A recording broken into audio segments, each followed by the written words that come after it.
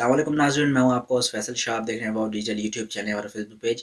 आपने हमारी वीडियो देखने के लिए टाइम निकाला, आपका बहुत बहुत शुक्रिया। मुनासिब न्यूज़ चैनल को सब्सक्राइब करें। नाज़रीन, आज मैं आपको तहरीक लब्बैक पाकिस्तान या टीएलपी के बारे में बताऊंगा। कैसे शुरू हुए, किस तरह से अपने पीक पर पहुंचे, किस तरह पाकिस्तान की पॉलिटिक्स में बड़ी बड़ी पॉलिटिकल पार्टीज़ को डेंट दिया और उसके बाद किस तरीके से अनफॉर्चुनेटली उनको ब्लैक लिस्ट कर दिया गया। क्या क्या हुआ, क्या क्या चेन ऑफ इवेंट्स थे जिनकी वजह से ये मामला हुआ। शुरू से करने से पहले मैं बताना चाहूँगा कि हम माशाल्लाह साहिब मुसलमान हैं सारे। मैं भी मुस्लिम हूँ और अल्हम्दुलिल्लाह हम तो यूँ समझिए कि फैसल शाह सैयद हैं और हमारा तो अहले बैत से स्पेशल मोहब्बत है, स्पेशल रिश्ता है।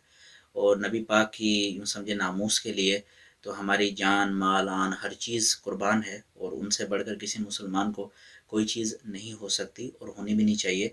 लेकिन मैं जिस जगह बैठा हूँ ये हमारे लिए बड़ा प्रॉब्लम बन जाती है, क्योंकि हमें आपके सामने फैक्ट्स और हकाइक रखने पड़ते हैं।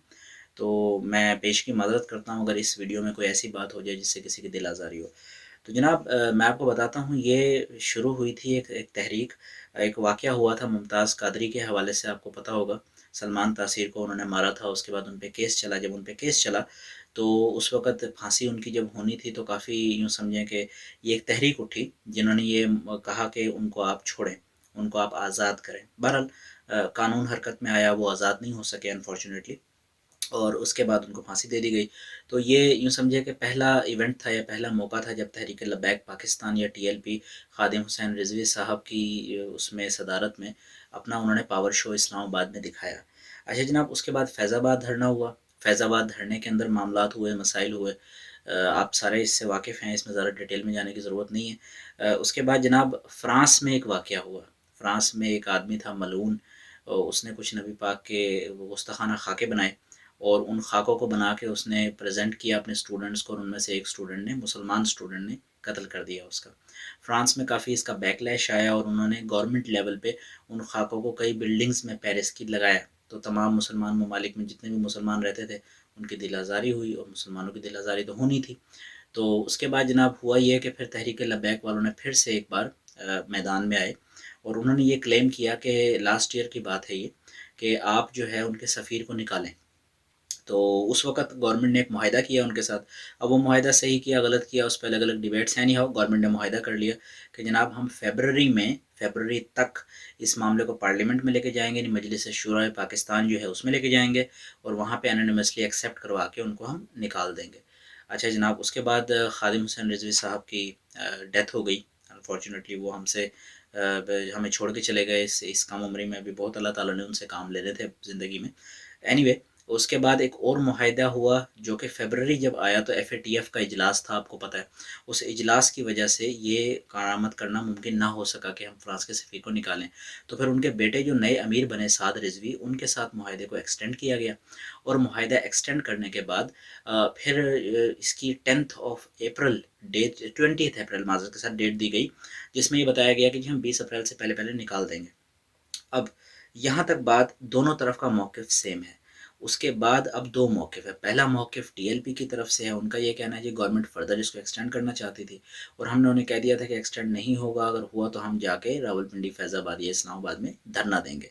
गवर्नमेंट का मौक़िफ़ ये है कि 20 तारीख़ को इनका टीएलपी और इनके जो लोग थे उनका इरादा था एक बड़े पैमाने की कोई पूरे पाकिस्तान में जलसे जुलूस करना और रैली लेके जाना और पाकिस्तान का रेस्ट ख़राब करना। ये 2 अलग-अलग मौक़िफ़ है, कौन सही कौन गलत वल्लाहु आलम, अल्लाह ताला बेहतर जानते हैं। एनीवे, मेरा काम है आप तक दोनों बातें पहुँचाना।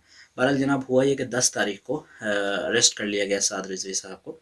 जब अरेस्ट किया गया तो बैकलैश आया। जैसे ही बैकलैश आया टीएलपी वालों ने ये तसव्वुर किया कि जनाब हमसे मुआहिदा तोड़ दिया गया है। बैकलैश आया, पूरे पाकिस्तान के अलग-अलग बड़े-बड़े जो शहर हैं उनको ब्लॉक किया गया। कई लोगों की दोनों तरफ से जान गई, कई पुलिस वाले शहीद हुए अपने इस नेक काम में जो वो कर रहे थे, अपनी रियासत को बचाने का काम और अपने सीनियर्स के ऑर्डर्स के ऊपर। इसी तरह कई हमारे भाई हैं वो भी शहीद हुए टीएलपी की तरफ से, जो कि अपने ज़ौम में एक अच्छा और बेहतर काम कर रहे थे, नबी पाक की नामूस के लिए निकल रहे थे। तो दोनों तरफ इस तरह का मसला हुआ। मैंने बहुत एहतियात के साथ कोशिश की है कि आपको मैं ये मामला बताने की कोशिश कर सकूँ। एनीवे, गवर्नमेंट ने इजलास हुआ और गवर्नमेंट ने ये तय किया कि जनाब अब हम टीएलपी को ब्लैक लिस्ट कर देंगे और रिजवी साहब को भी यूँ समझें कि उन्होंने अरेस्ट किया हुआ है और उनके कुछ और आला क़यादत है जो अरेस्ट है। फिर टीएलपी के अपने अंदर मुखालफात मुखालफात हुए, मुखालफत की गई اور جو ان کے ابو کے دوست تھے یعنی سعد رضوی صاحب کے ابو خادم حسین رضوی کے فرینڈ تھے، فاؤنڈنگ ممبرس، انہوں نے کچھ اعتراضات اٹھائے سعد رضوی کے کریکٹر پہ، کردار پہ، اور ان کی علمی دینی علمی جو ان کی یعنی قابلیت ہے اس پہ. تو یہ ہوا.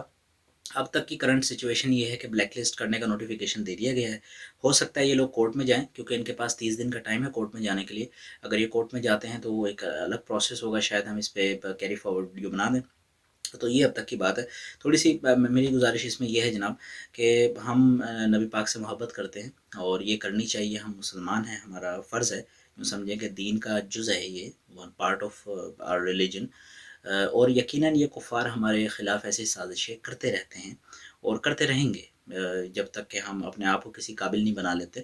کیونکہ دیکھیں ایک سفیر کو نکال دینا شاید اس مسئلے کا ایسا بڑا حل نہیں ہے، کیونکہ اور ممالک نے بھی آواز اٹھائی، طیب اردوان نے آواز اٹھائی، عمران خان نے آواز اٹھائی، لیکن کسی نے بھی ان کے سفیر کو نہیں بھیجا، کیونکہ اس کے کچھ اکنامیکل کانسیکوینسز ہوتے ہیں جو یہ ممالک سمجھتے ہیں. اور پاکستان جیسے ملک کو زیادہ ہوتے ہیں کیونکہ ہم ایف اے ٹی ایف کی تلوار بھی ہمارے اوپر لٹک رہی ہے. ہم نے 13-14 بلین کا لون لیا ہوا ہے فرانس سے. اور پھر فرانس میں بہت سارے مسلمان رہتے ہیں، بہت بڑی تعداد پاکستانیوں کی رہتی ہے. آج آپ ان کا سفیر نکالتے ہیں، کل کو آپ کے لوگوں کے لیے وہاں مسائل ہوں گے، مسلمانوں کے خلاف وہاں بھی مسلمان کلمہ گو ہیں جن کے خلاف بیک لیش آئے گا. اینی وے میں اس کو زیادہ لمبا نہیں کرتا، زیادہ جسٹیفیکیشن، بس میں گزارش یہ کرنا چاہوں گا کہ ہم جب بھی کوئی احتجاج کرتے ہیں، احتجاج کرنا ہمارا آئینی حق ہے، لیکن احتجاج میں جب ہم اپنے ہی ملک کے اپنے مسلمان بھائیوں کو مارنا شروع کر دیں یا ان کی املاک، گاڑیاں جلیں، رکشے جلے، وہ رکشے جلے جو شاید روزگار کا ذریعہ تھے ان لوگوں کے لیے جو کہ اس پہ روزانہ صبح روٹی کما کے اپنے بچوں کے لیے جاتے تھے اور لے کے آتے تھے رات میں. تو یہ کیا ہم نے، اور یہ کہیں پہ بھی محبت کا تقاضا میں سمجھتا ہوں نہیں ہو سکتا.